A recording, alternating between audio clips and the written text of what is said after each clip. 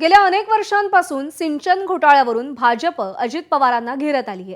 त्याच अजित पवारांनी पालिका निवडणुकीच्या प्रचारात सिंचन घोटाळ्यावरून पलटवार केलाय। राज्यात राष्ट्रवादी काँग्रेसची सत्ता 1999 साली आली, मात्र त्या आधीच्या सरकारनं सिंचन प्रकल्पाची किंमत वाढवल्याचा आरोप अजित पवारांनी केला। या प्रकल्पाची किंमत 200 कोटी रुपयेच असल्याचं एका अधिकाऱ्यानं कबूल केल्याचं अजित पवारांनी सांगितलं। तर त्यावेळी भाजप शिवसेनेच्या युतीच्या सरकारनं फंडासाठी प्रकल्पाच्या किमतीत 100 कोटी मागितले। त्यासोबतच अधिकाऱ्यांनीही स्वतःचे 10 कोटी जोडून 200 कोटी प्रकल्पाची किंमत तब्बल 310 कोटी केल्याचा आरोप अजित पवारांनी केला। दरम्यान त्यावेळी युती सरकारच्या काळात सिंचन खातं हे भाजपकडे होतं।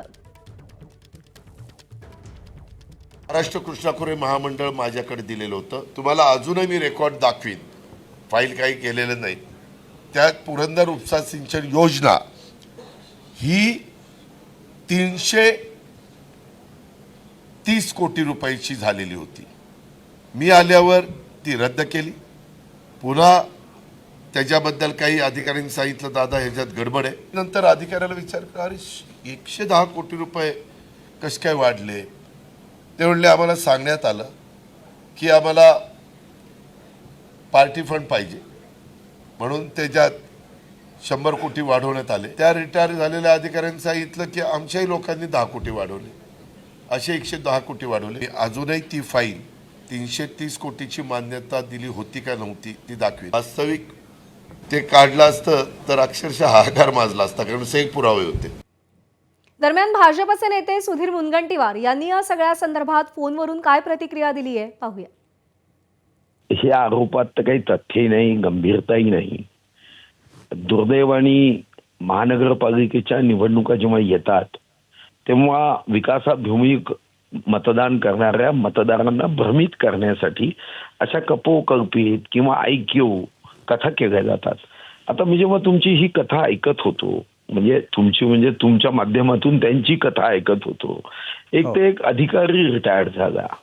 रिटायर्ड अधिकारी स्वतः म्हणतोय की 200 कोटीचं जे एस्टिमेट आहे, अंदाजपत्रक, ते आम्ही 310 कोटी केलं, 100 कोटी पार्टी फंडचे आणि 10 कोटी अधिकाऱ्यांचे।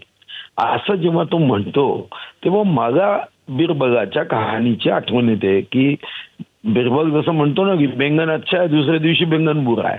तर असे काही अधिकारी असतात की जे सरकार बदलल्यावर चमचेगिरी करण्यासाठी अशा पद्धतीने काम करतात आणि अशा पद्धतीने चमचेगिरी करण्यासाठी सांगतात। दरम्यान 1999 ला आपण अर्थमंत्री होतो, त्या कालखंडात अशा स्वरूपाचा निर्णय झालेला आपल्याला आठवत नाही, अशी प्रतिक्रिया एकनाथ खडसेंनी दिली। तसंच 25 वर्ष अजित पवारांनी ही माहिती का दडवली, असा सवालही त्यांनी उपस्थित केलाय। 1999 ला मीच जलसंपदा मंत्री होतो।